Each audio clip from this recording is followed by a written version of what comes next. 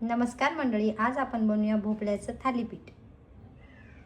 भोपळा बारीक किसून घेतलेला आहे। यात आपण टाकायचं आहे 1 वाटी बाजरीचं पीठ, 1 वाटी गव्हाचं पीठ, 1 वाटी डाळीचं पीठ, कोथिंबीर, अद्रक लसूण मिरचीची पेस्ट, बारीक चिरलेला कांदा, जिरे, हिंग,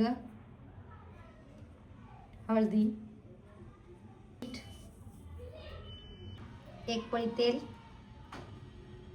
आता याचं आपण पीठ भिजून घ्यायचं।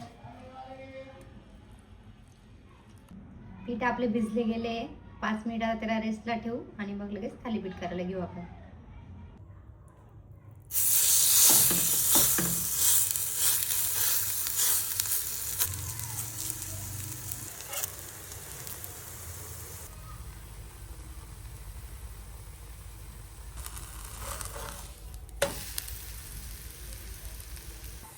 छान असे भोपळ्याचे थालीपीठ खरपूस भाजून घ्यायचे।